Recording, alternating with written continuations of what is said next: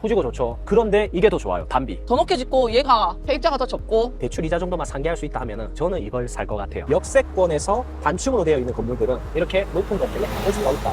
대신에 바꿀 수 있는 그 땅의 가치, 그 용도 지역이 상업지거나 준주거거나 높은 건물을 지을 수 있는 용도 지역이면 충분히 이용 가치가 높다고 저는 판단이 됩니다. 똑같은 가격에 똑같은 임대료에 비슷한 느낌의 건물이 만약에 매물로 나왔다. 그러면 무조건 높이 지을 수 있는 땅을 사는 게 좋은 거죠. 그런데 이번에 6월 기준으로 해서요. 높이가 더 많이 풀렸어요.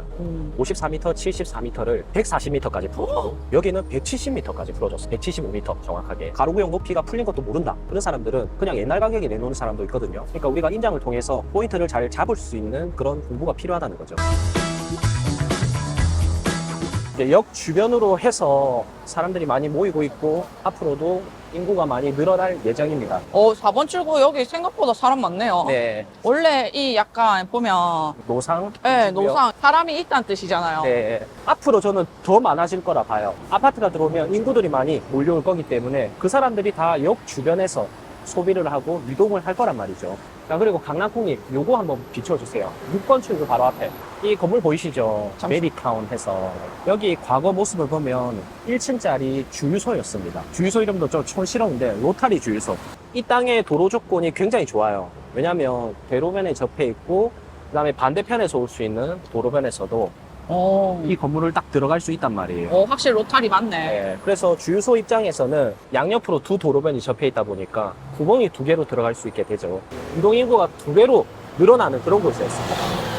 그런데 여기 땅이 이제 상업지역이에요. 네, 상업지는 사실 용적률을 1000%까지 높게 지을 수 있는 그런 땅이거든요. 그래서 이런 역세권의 대로변 좋고 이런 거는 시행사가 건설사가 굉장히 탐내하는 땅이죠. 주유소를 매입해서 토지 정화 작업을 거쳐서 높은 건물을 지어가지고 임대를 놓은 사례라 보시면 돼요. 저기도 다 찬 거 맞아요? 공실 몇 개는 비어 있는 것 같은데. 약간 느낌 비어있네. 네. 아무튼 광고 효과도 좋고 연산 로타리, 범내골 교차로, 그다음에 서면 로타리, 양정 로타리. 그래서 이제 과거의 로타리 주유소였던 것 같아요. 아무튼 말씀드리고 싶은 거는 역세권에서 단층으로 되어 있는 건물들은 이렇게 높은 건물에 할 수가 있다.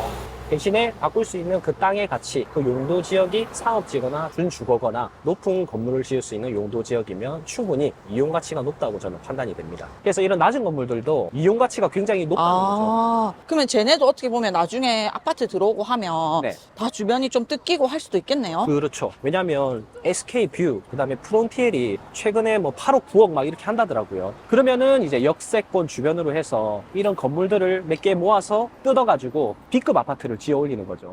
근데 진짜 맞는 것 같은 게 레이 카운티랑 그 레미안 포레스티지 앞에 가면 네네. 옛날 건물 다 뜯기고 되게 높은 건물도 올라오더라고요. 맞아요. 그래서 소규모로 두세 필지를 모아서 높은 아파트를 지어서 9억대보다는 비싸게 분양을 못 하겠지만은 한 5, 6억대 이렇게 분양하면은 또 바로 옆에 9억의 분양이 끝났기 때문에 또 팔린단 말이에요. 그래서 이제 B급 건설사들은 역세권 주변에 3, 4, 5 모아서 건물을 짓기를 원합니다. 오늘 제가 말씀드리고 싶은 게 양정에서 제일 비싸게 거래가 된 게 역 주변의 상업지 땅이에요. 재개발이 들어오면 주변의 상업지 땅은 이용 가치가 높아질 수밖에 없다는 거죠. 병원도 필요하고 학원도 필요하고 B급 건설사들이 사서 뭐 퀸즈 아파트라든지 뭐 이즈 팰리스 그런 소형 아파트를 또 짓고 싶어 하거든요. 저번에 해리단길 갔을 때 네. 저희는 좀 안쪽 봤잖아요. 안쪽. 확실히 좀 찾는 타겟층도 다른 것 같긴 하네요. 그렇죠. 거기랑은 완전 다릅니다. 거기는 관광에 의한 상권이었잖아요. 근데 여기는 고정 수요에 의한 상권이라고 보시면 됩니다. 아파트가 사실 지금 이거 보이네. 여기가 원래는 주택가였어요. 근데 주택 한 덩어리에 인구 해봤자 몇 명 살겠습니까?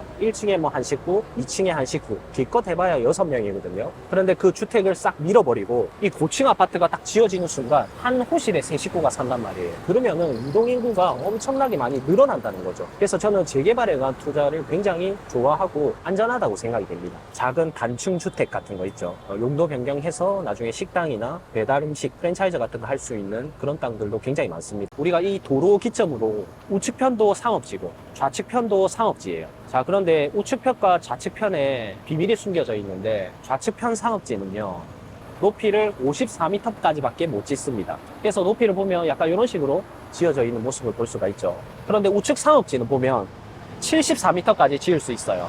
이걸 이제 서류에서 확인할 수가 있는데 토지 이음 들어가 보면 가로 구역별 최고 높이 제한 지역이라고 있어요. 그래서 똑같은 용도 지역도 여기는 54m 제어라, 여기는 74m 제어라 이렇게 규격을 딱 정해놨습니다. 국가에서. 근데 이 국가에서 정하는 기준은 뭘까요? 국가에서 만약 이런 걸 정해놓지 않으면은 전부 다 100m, 200m 지으면은 도시가 너무 삭막해질 거 아니에요. 그러면 지금 이 왼쪽하고 음. 오른쪽하고 결국에 땅의 가치가 다르잖아요. 그렇죠. 그러면 이 가격이나 평당가 이런 것도 차이가 나나요? 그런데 그걸 잘 몰라요, 사람들이. 그래, 모를 것 같다. 그러니까 똑같은 가격에 똑같은 임대료에 비슷한 느낌의 건물이 만약에 매물로 나왔다. 그러면 무조건 높이 지을 수 있는 땅을 사는 게 좋은 거죠. 그런데 이번에 6월 기준으로 해서요. 높이가 더 많이 풀렸어요.